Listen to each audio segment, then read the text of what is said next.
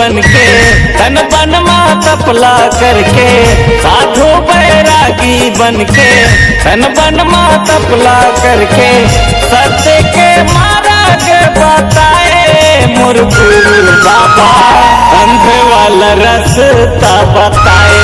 संत ज्ञानी बाबा अंध वाला रास्ता बताए, गुरु ज्ञानी बाबा अंध वाला रास्ता बताए।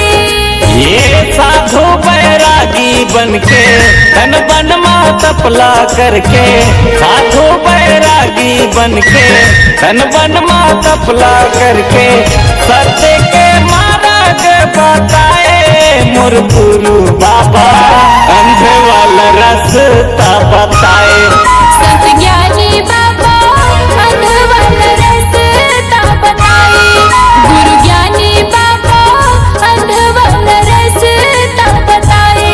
गुरु ज्ञानी बाबा अंधे वाला रास्ता बताए।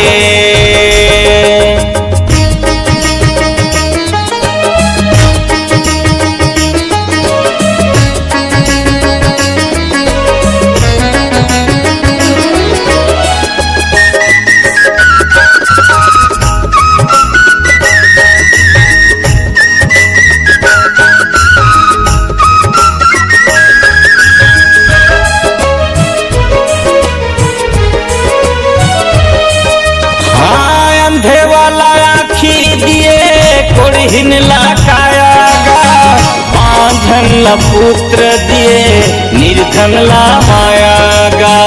बांझन ला पुत्र दिए, निर्धन ला मायागा।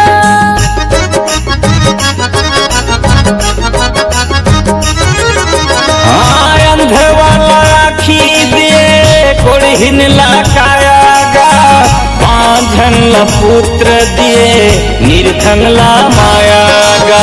बांझन ला पुत्र दिए, निर्धन ला मायागा।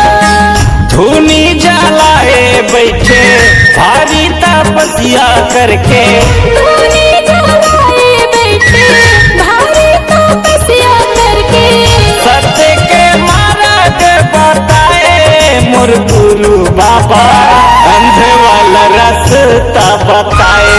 संत ज्ञानी बाबा अंध वाला रास्ता बताए।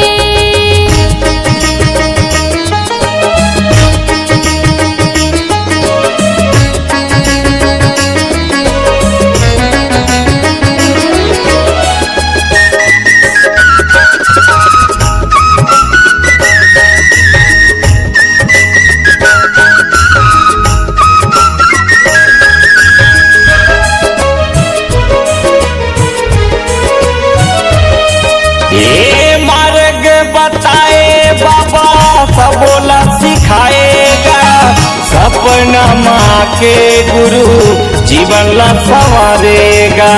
सपना माँ के गुरु जीवन ला संवारेगा।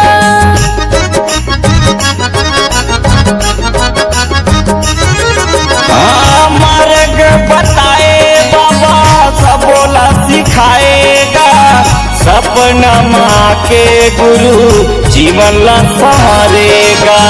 सपना माँ के गुरु जीवन ला संवारेगा। गुरु मोर अंगना माया के सत के दिया जला के, गुरु मोर अंगना के सत के दिया जला के, सत्य के मार्ग बताए मोर गुरु बाबा, अंध वाला रास्ता बताए। संत ज्ञानी बाबा अंध वाला रास्ता बताए। ये साधु बैरागी बनके तन बन माँ तपला करके, साधु बैरागी बनके तन बन माँ तपला करके, सत्य के मार्ग बताए मोर गुरु बाबा, अंध वाला रास्ता बताए। संत ज्ञानी बाबा अंध वाला रास्ता बताए, गुरु ज्ञानी बाबा अंध वाला रास्ता बताए। गुरु ज्ञानी बाबा अंध वाला रास्ता बताए, संत ज्ञानी बाबा अंध वाला वाला रास्ता बताए। संत ज्ञानी बाबा अंध वाला रास्ता बताए। संत ज्ञानी बाबा अंधे वाला रास्ता बताए।